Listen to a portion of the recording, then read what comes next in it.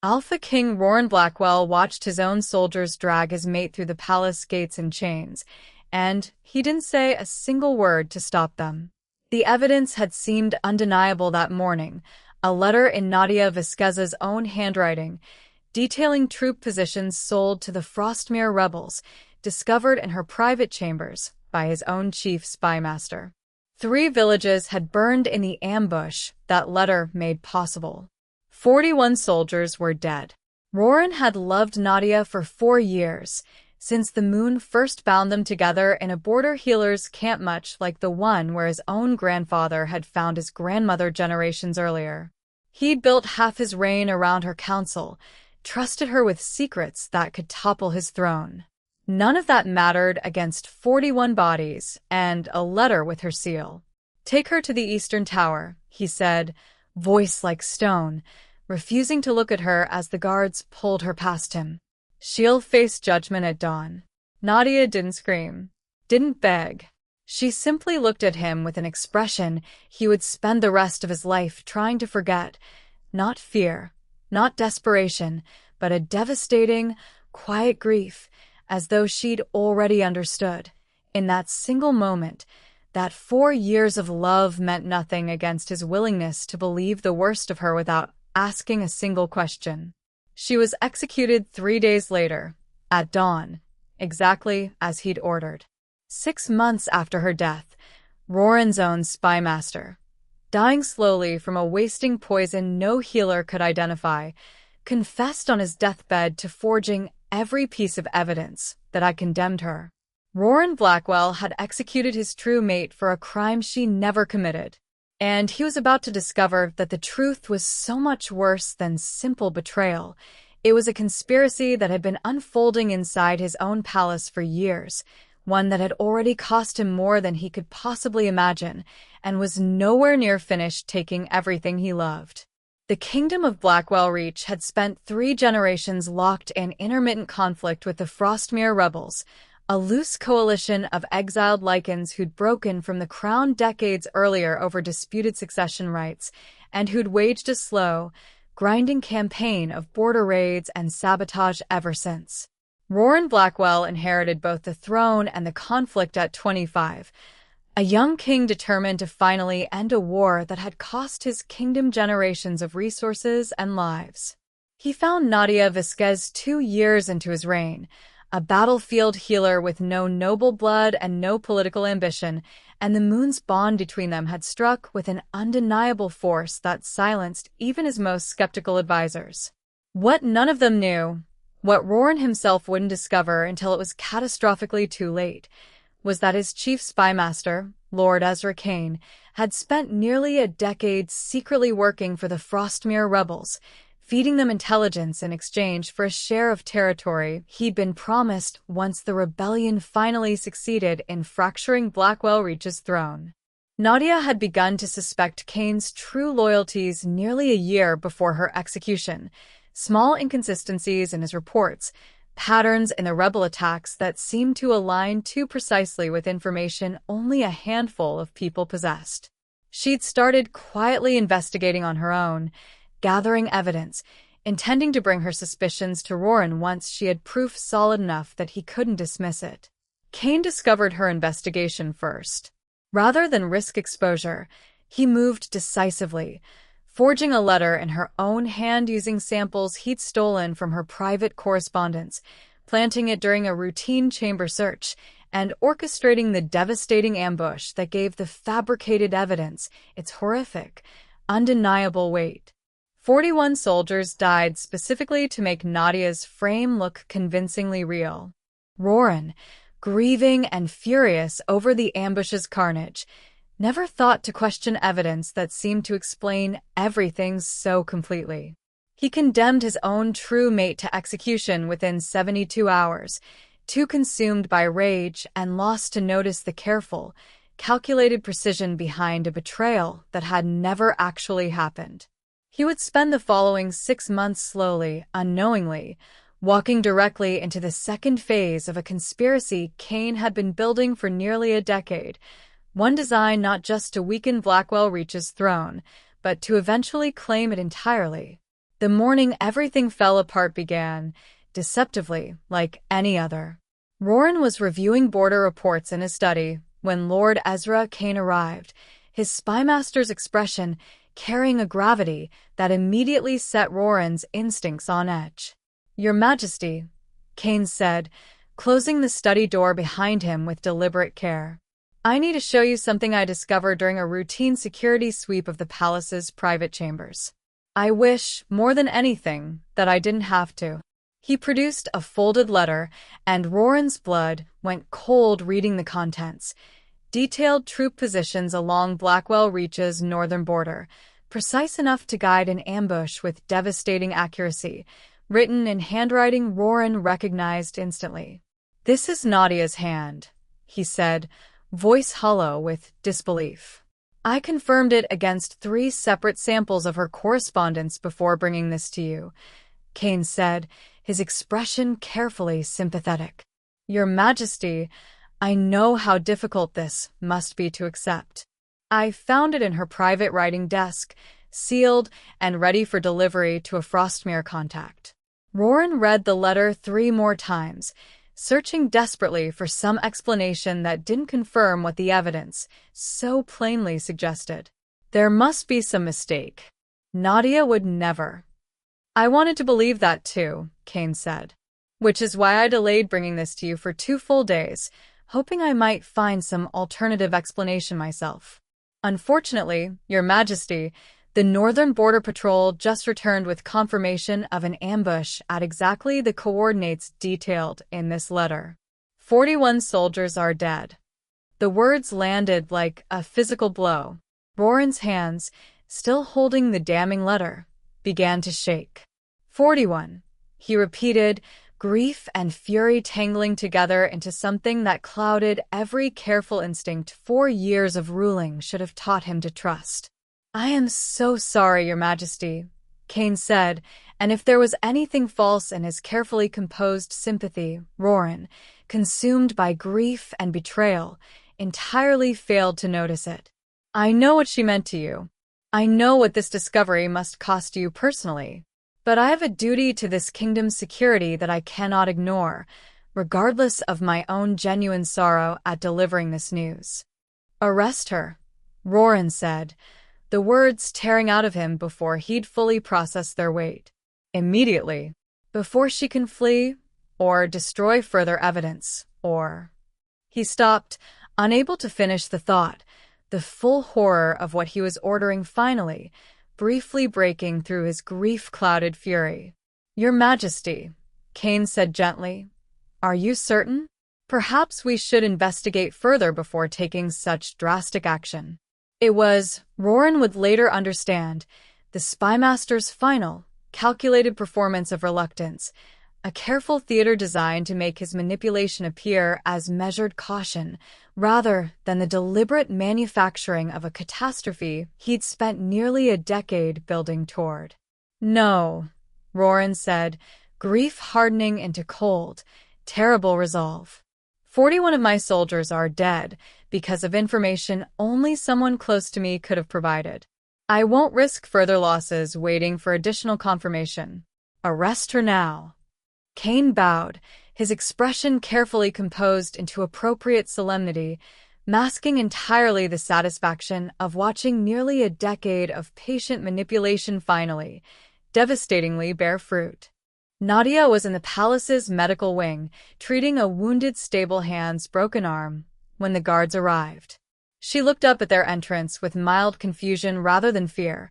For years as Blackwell Reach's queen and battlefield healer had earned her genuine respect throughout the palace, and armed guards entering her medical wing carried no immediate association with danger to herself. "Nadia Vesquez," the lead guard said, formal and stiff in a way that immediately shifted her confusion toward alarm. "You are under arrest by order of King Roran Blackwell for treason against the crown." "Treason?" The word landed like ice water. "There must be some mistake. I need to speak with Roran directly. You'll have the opportunity to address the charges at your formal judgment," the guard said, already moving to restrain her, other soldiers filling the medical wing's entrance with a formality that left no room for further discussion.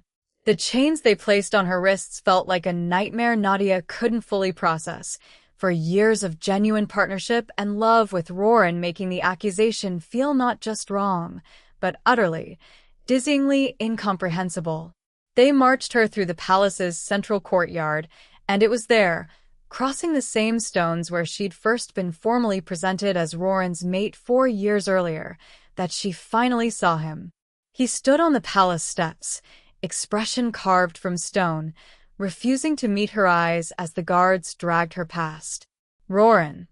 His name tore out of her, desperate and disbelieving. Roran, please look at me. Whatever they've told you, it isn't true. I would never.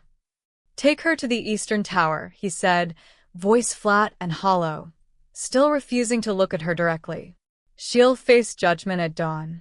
The finality in his voice, the complete absence of any doubt or hesitation, hit Nadia harder than the chains themselves. You don't even want to hear my side, she said, voice breaking. For years, Roran. For years. And you're simply going to believe whatever evidence someone placed in front of you, without giving me the chance to explain? Something flickered across Roran's carefully controlled expression, the barest hint of doubt, quickly suppressed beneath the weight of grief and 41 dead soldiers demanding someone, anyone, pay for their loss. The evidence is your own handwriting, he said. Explain that if you can. I can't, Nadia admitted, horror dawning as she understood, for the first time, exactly how thoroughly she'd been framed. I don't know what letter you're referring to, Roran, but I swear to you, on the bond between us, I have never once betrayed this kingdom or you. The moon's bond didn't stop you from selling 41 soldiers' lives to the Frostmere rebels, Roran said, and though his voice cracked slightly on the words, betraying grief he was clearly struggling to control, the accusation itself carried no genuine doubt.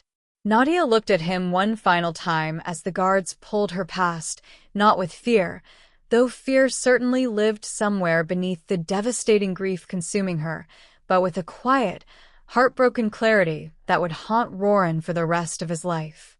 I hope, she said quietly, that whoever actually did this pays for it eventually. Because it clearly isn't going to be me, who lives long enough to see justice done.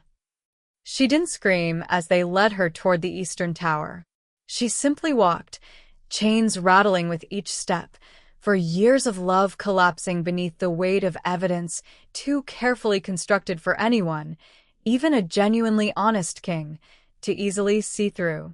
Nadia spent her final 3 days in the Eastern Tower's single stone cell, cold and isolated, watching through a narrow window as the palace continued its ordinary rhythms below, utterly indifferent to the devastating injustice unfolding within its walls.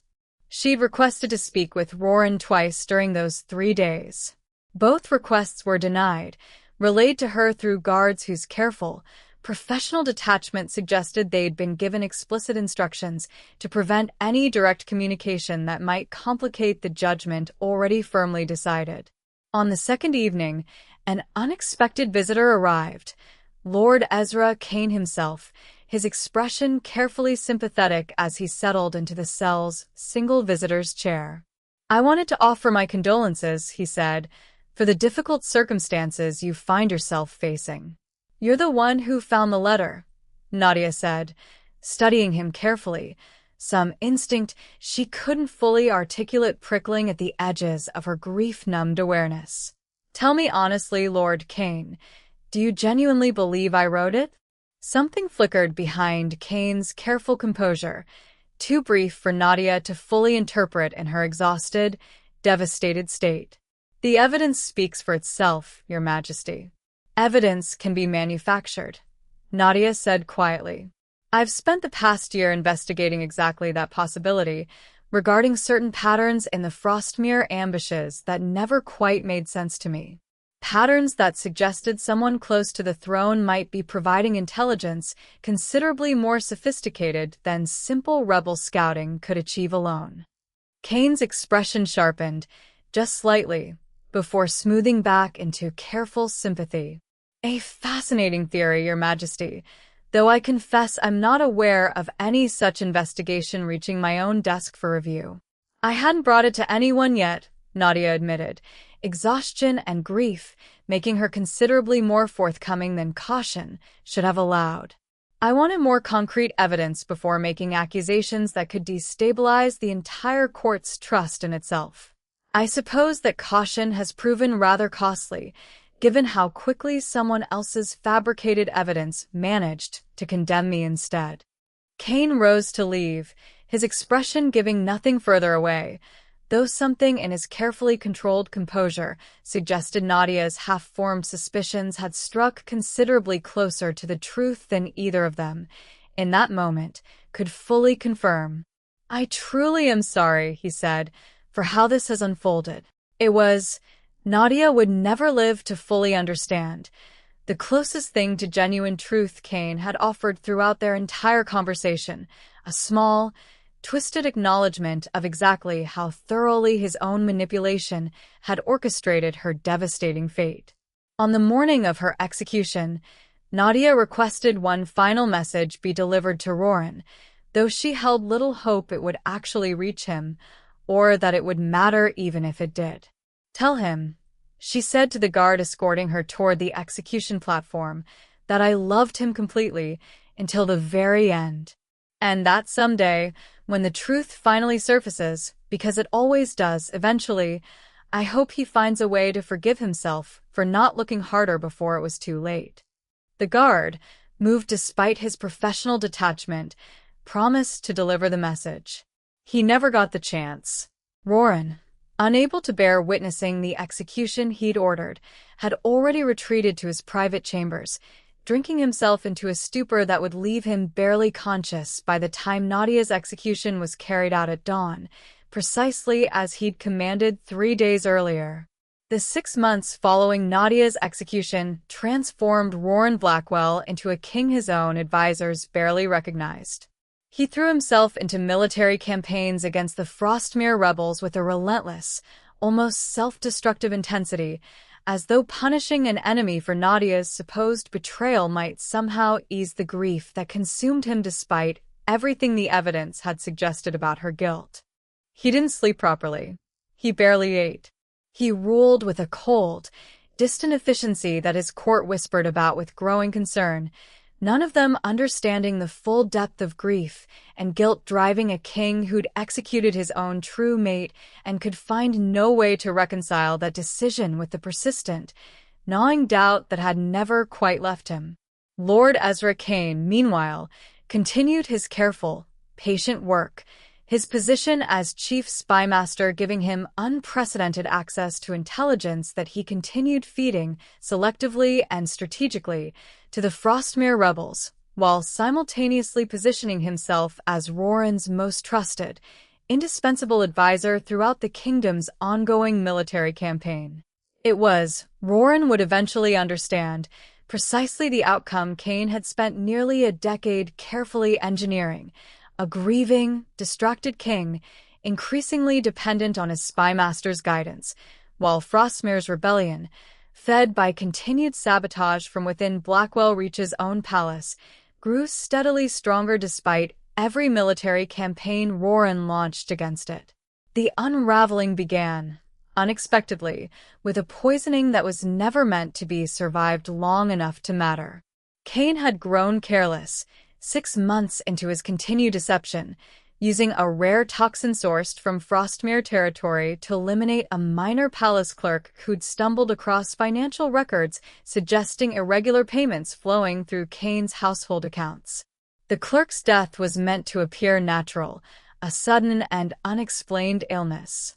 Instead, the palace's chief healer, trained personally by Nadia during her years of service and possessing considerably more expertise than Kane had anticipated, identified traces of the rare toxin during a routine post-mortem examination and began, quietly and carefully, her own investigation into its unusual origin. That investigation eventually led her, 6 months after Nadia's execution, to a startling discovery: The same rare toxin appeared, in trace amounts, in samples taken from Lord Kane's private chambers during a routine security sweep, a sweep Kane himself would have normally overseen and carefully sanitized. Had a sudden bout of genuine illness not left him bedridden and unable to properly manage the investigation scope. The healer brought her findings directly to Roran, understanding intuitively that whatever she'd uncovered carried implications considerably more significant than a single clerk's suspicious death.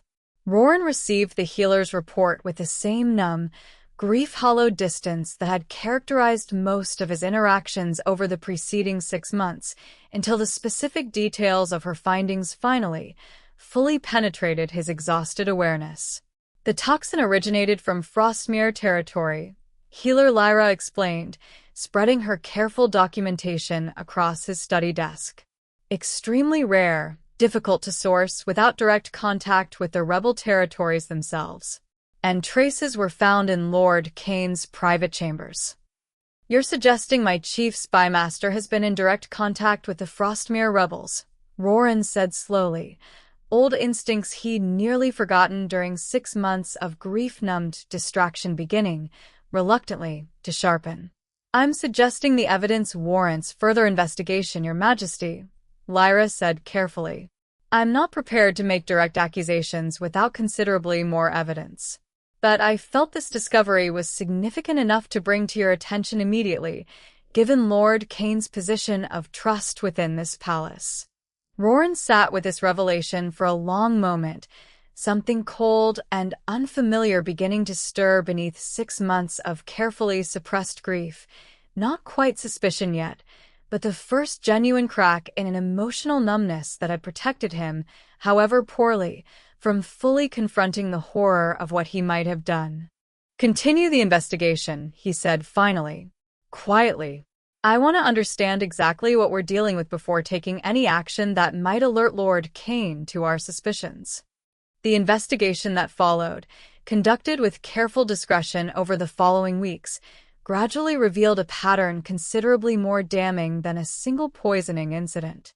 Financial records, painstakingly cross-referenced by Lyra and a small team of trusted palace officials, revealed years of irregular payments flowing through accounts connected to Kane's household, payments that traced, with mounting certainty, back to sources within Frostmere's own territory. Correspondence patterns, analyzed by a scholar specializing in coded communication, revealed subtle irregularities in several of Kane's official reports over the preceding years, timing and phrasing that suggested information sharing considerably more sophisticated than simple espionage typically required. And finally, most devastatingly, a careful re-examination of the letter that had condemned Nadia, commissioned by Roran himself, though he could barely bring himself to look directly at the damning parchment even months after her execution, revealed subtle inconsistencies in the handwriting that a truly expert forger might easily overlook, but that a scholar specifically trained in detecting forgery eventually identified with growing, horrified certainty. The letter is a forgery, the scholar reported, weeks into the investigation, his voice carefully neutral despite the catastrophic weight of his conclusion. A remarkably skilled one, Your Majesty, but a forgery nonetheless. Certain letter formations don't match verified samples of Queen Nadia's genuine handwriting, particularly under the specific pressure and ink flow patterns natural handwriting typically produces. Roran received this confirmation with a devastation that eclipsed anything 6 months of grief had previously prepared him to experience. He had executed his own true mate, based entirely on evidence someone had deliberately, meticulously fabricated to destroy her, and every instinct, every piece of mounting evidence, pointed directly toward the man he trusted most completely throughout the entire catastrophic ordeal. Kane's illness, which had initially seemed a fortunate accident that allowed Lyra's investigation to proceed undetected, revealed itself, as the weeks progressed, to be considerably more serious than a temporary bout of exhaustion or minor sickness. The same rare toxin that had killed the palace clerk, Lyra eventually discovered, appeared to be slowly, methodically poisoning Kane himself, administered, she suspected, by someone within Frostmere's rebel network who'd apparently decided their compromised spy had outlived his usefulness, or perhaps grown too unpredictable to continue trusting with the rebellion's most sensitive operations. By the time Roran's investigation had gathered sufficient evidence to formally confront him, Kane lay dying in his own chambers, the wasting poison having progressed beyond any healer's ability to reverse its damage. Roran visited him 3 days before his death, evidence in hand, grief and fury warring within him with an intensity that made maintaining any pretense of calm composure nearly impossible. "You forged the letter," Roran said, standing over Kane's deathbed with barely controlled rage. "You orchestrated the ambush that killed 41 of my soldiers, specifically to frame Nadia for a betrayal she never committed." Kane, pale and visibly dying, studied Roran with an expression that held, surprisingly, no genuine denial. "Does it matter now?" he said, voice weak but steady. "She's already dead, Your Majesty. Whatever confession I offer changes nothing about the outcome you've already carried out." "It matters," Roran said, voice breaking despite his effort to maintain control, "because I need to understand exactly what I've done. Exactly how thoroughly I was manipulated into destroying the woman I loved." Kane was quiet for a long moment, something that might have been genuine regret, or perhaps simply the resigned calculation of a dying man with nothing left to lose, flickering across his weakened features. "I spent nearly a decade building toward exactly this outcome," he admitted finally. "Frostmere promised me considerable territory, once your throne finally, thoroughly collapsed under sustained pressure. Nadia's investigation into my activities threatened to expose everything before that collapse could be properly engineered. I couldn't allow that." "So you murdered 41 innocent soldiers," Roran said, "and destroyed my mate's life, simply to protect your own treasonous ambitions." 41 soldiers who would have died eventually regardless, in whatever conflict Frostmere's rebellion ultimately required, Kane said, something almost defiant beneath his obvious physical weakness. "I simply ensured their deaths served a more immediate strategic purpose." Roran's hands curled into fists, fury and grief threatening to overwhelm whatever composure he'd managed to maintain throughout this devastating confrontation. "Why confess now? What could you possibly gain from admitting this, dying as you clearly are?" "Perhaps nothing," Kane said. "Or perhaps, Your Majesty, some small part of me recognizes that the woman I framed deserved considerably better than the fate my ambition cost her. Whatever remains of my conscience, dying as I am, apparently prefers honesty to carrying this particular lie into whatever comes next." He died 3 days later, his formal, witnessed confession thoroughly documented and confirmed against the extensive evidence Roran's investigation had already gathered, providing complete, devastating clarity regarding exactly how thoroughly Roran had been manipulated into destroying the single most important relationship of his entire life. Roran received the news of Kane's death with a grief so total, so consuming, that his advisors genuinely feared for his ability to continue functioning as Blackwell Reach's king at all. The weeks following Kane's death brought a devastating public reckoning to Blackwell Reach's court, Roran formally announcing the full conspiracy before his assembled council, his own catastrophic misjudgment laid bare alongside the elaborate deception that had exploited it so thoroughly.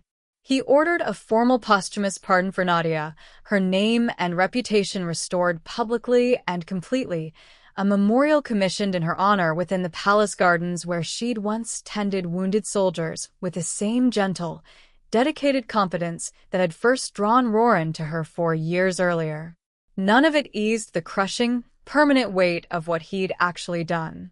"I keep thinking," he told healer Lyra, months into his grief, "that if I'd simply asked her, if I'd given her even a single hour to explain herself, before condemning her to death based entirely on evidence I never properly questioned.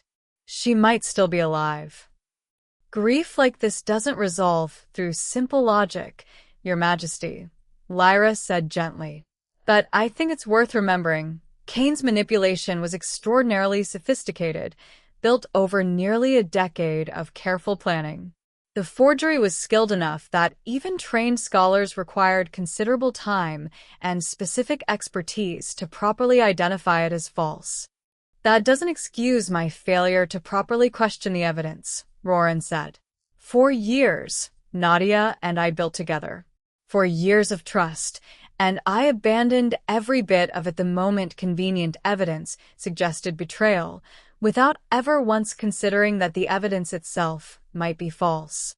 He spent the following months in a kind of grim, methodical penance, reforming the kingdom's judicial processes to require considerably more rigorous evidence verification before any formal judgment, particularly regarding capital punishment, could be carried out. He established a formal review board, independent of the crown's direct authority, specifically designed to prevent any future king from making the same catastrophic mistake his own grief-clouded fury had once produced. He also, gradually, began reaching out to those who'd known Nadia best during her years as Blackwell Reach's healer and queen, soldiers she'd treated, palace staff she'd befriended, villagers from the border territories whose lives she'd touched through her tireless medical work. She never stopped believing in you, one elderly village healer told him, months into his grief-driven investigation into his own mate's true legacy. Even in her final days, from what the guards who escorted her told me afterward, she held no bitterness toward you personally, Your Majesty. Only grief that the evidence had been so thoroughly, cruelly manufactured against her. The words offered no genuine comfort, though Roran found himself, gradually, beginning to understand something important about the woman he'd lost, not simply the devastating manner of her death, but the full depth of who she'd genuinely been throughout 4 years of partnership he'd nearly forgotten to properly honor amid his overwhelming grief and guilt. It was during this slow, difficult process of understanding that Roran discovered something Nadia had left behind, a journal, carefully hidden within her private chambers, detailing months of quiet investigation into exactly the conspiracy that had eventually claimed her life. Roran discovered the journal purely by accident, during a difficult, grief-driven decision to finally, properly sort through Nadia's remaining possessions nearly a year after her execution, a task he'd repeatedly postponed, unable to bear confronting the physical remnants of a life he'd so catastrophically destroyed. The journal itself was carefully hidden within a false bottom of her jewelry case, its existence entirely unknown to anyone during the original investigation that had condemned her. Roran read it over the course of a single, devastating night, understanding with growing horror exactly how close Nadia had come to uncovering Kane's conspiracy before his own careful manipulation had eliminated her first. Her entries detailed months of quiet, methodical investigation, inconsistencies in Kane's reports, patterns in the Frostmere ambushes that suggested inside knowledge, careful observations of Kane's own behavior that had gradually, over nearly a year, built into genuine, well-founded suspicion. One entry, dated just weeks before her arrest, struck Roran with particular, devastating force. I'm close to understanding the full pattern now. I believe Kane has been feeding intelligence to Frostmere for considerably longer than anyone suspects, perhaps years, based on the sophistication of some of his reports.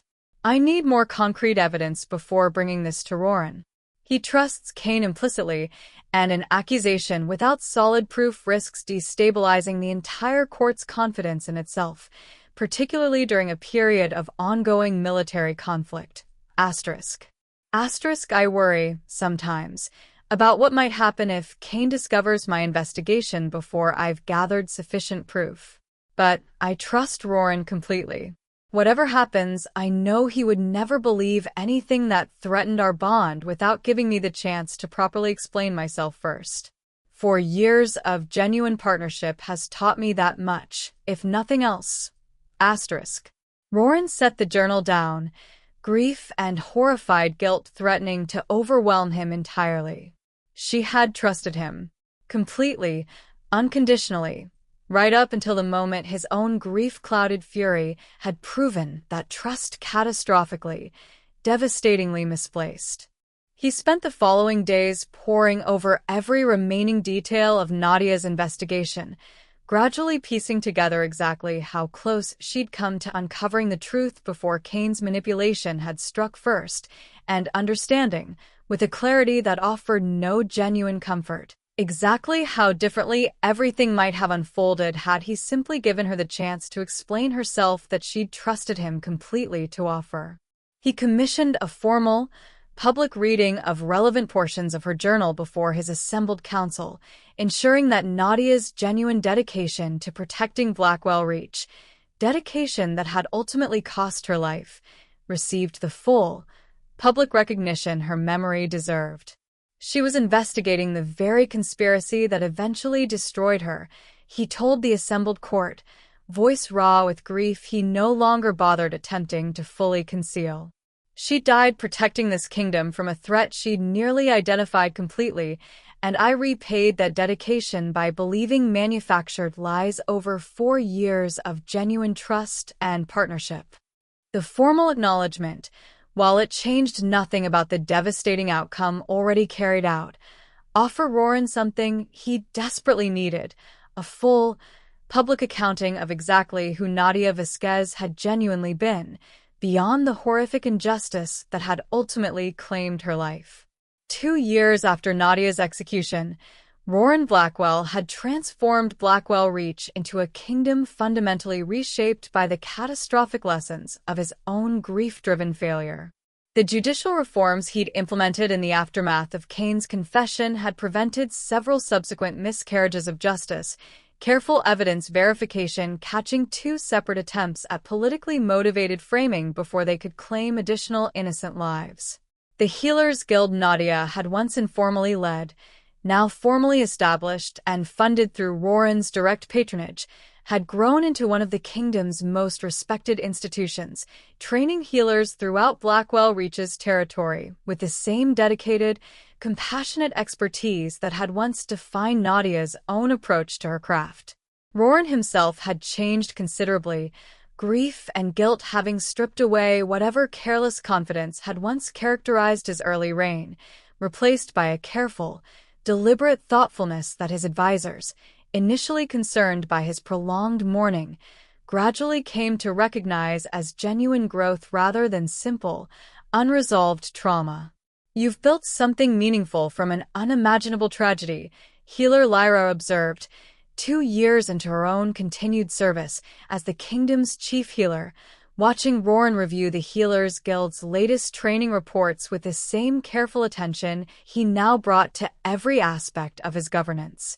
"I've tried," Roran said, "though I don't think meaningful growth ever fully compensates for what my failure actually cost.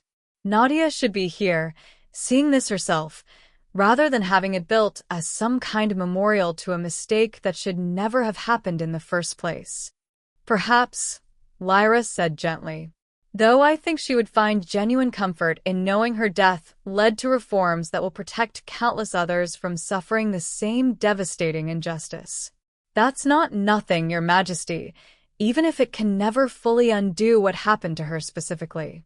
Roran considered this, old grief settling into something that, while never fully healed, had gradually become considerably easier to carry alongside the ongoing work of genuinely honoring Nadia's memory through meaningful, lasting change.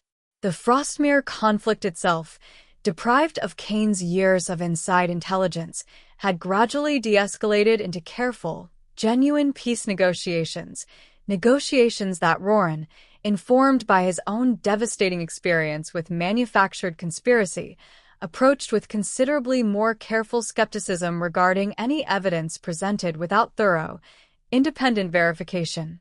A formal peace treaty, finally signed 3 years after Nadia's execution, ended generations of intermittent conflict between Blackwell Reach and the Frostmere rebels, a resolution Roran understood, with bittersweet clarity, might have arrived considerably sooner had Kane's decade of careful sabotage never prolonged the conflict in service of his own treasonous ambitions. On the third anniversary of Nadia's death, Roran stood alone before her memorial in the palace gardens, a simple, elegant statue depicting her in the healer's robe she'd worn throughout most of their years together, hands extended in the gesture of gentle care that had defined her entire approach to both medicine and life. "I hope," he said quietly, to a memory that could no longer hear him, "that wherever you are, you understand how thoroughly I've tried to honor what you actually were, rather than the lie that destroyed you. I hope you know I never stopped loving you, even in my worst, most catastrophic failure. And I hope, somehow, that's enough to offer you some measure of the peace I took from you so completely." 5 years after Nadia Vasquez's execution, Blackwell Reach had become a kingdom fundamentally defined by the hard-won lessons of catastrophic injustice properly, thoroughly reckoned with. Roran never remarried. The mate bond, severed so violently by his own grief-driven failure, left a wound he understood, with time, would never fully heal, though he'd gradually learned to carry that grief alongside genuine purpose, rather than allowing it to consume him entirely as it nearly had during the darkest months following Kane's devastating confession. The Healers Guild Nadia had informally founded now trained healers across 3 neighboring kingdoms, her methods and philosophy of compassionate, dedicated care spreading far beyond Blackwell Reach's own borders. Her name, once destroyed by manufactured lies, had become synonymous throughout the region with genuine healing excellence and quiet, unwavering integrity. The judicial reforms Roran had implemented in the aftermath of his catastrophic mistake had prevented, by careful count, 17 separate miscarriages of justice across the following years, 17 lives saved through the hard-won wisdom of a king who understood, more thoroughly than any other ruler in the region's history, exactly how devastating the cost of acting on unquestioned evidence could ultimately prove. On a quiet evening in early spring, 5 years to the day since Nadia's death, Roran walked alone through the palace gardens toward her memorial, carrying with him a formal report he'd received that morning. Final confirmation of the Frostmere peace treaty's complete, successful implementation, ending generations of conflict that had once claimed 41 soldiers' lives in service of a conspiracy that had also cost him everything he'd once held most precious. "The war is finally, completely over," he told her memorial quietly. "Peace, genuine and lasting, exactly what you were investigating Kane's betrayal to help protect, even before either of us fully understood the scope of what he'd actually been doing. I wish you were here to see it properly resolved. I wish, more than anything, that I'd trusted you enough to let you see it through yourself, rather than losing you to the very conspiracy you were working so carefully to expose." He stood in quiet contemplation for a long moment, 5 years of grief and hard-won growth settling into something that resembled, if not full peace, at least a genuine, sustainable way to carry forward the terrible weight of his own catastrophic failure. "I've tried," he said finally, "to build something worthy of who you actually were, rather than the lie that destroyed you. I don't know if that's enough to properly honor everything I took from you, but it's everything I have left to offer, and I intend to keep offering it, for as long as I continue ruling this kingdom you loved and protected until your very last breath." Above him, the moon rose full and silver over a kingdom finally, genuinely at peace, a peace built not on the absence of catastrophic mistakes, but on the hard-won wisdom that emerged from confronting them fully, honestly, and with a commitment to ensuring such devastating injustice would never again claim an innocent life within Blackwell Reach's borders. Roran Blackwell had lost his true mate to a conspiracy he should have questioned more carefully. He would spend the remainder of his reign and the remainder of his life ensuring that her death, however catastrophic and unjust, ultimately protected countless others from suffering the same devastating fate. It was, he understood, the only meaningful tribute left within his power to offer, imperfect, insufficient, but genuine, and built entirely on the memory of a healer whose quiet dedication to truth and protection had ultimately cost her everything, and whose legacy, 5 years later, continued saving lives she would never know she'd touched. The end.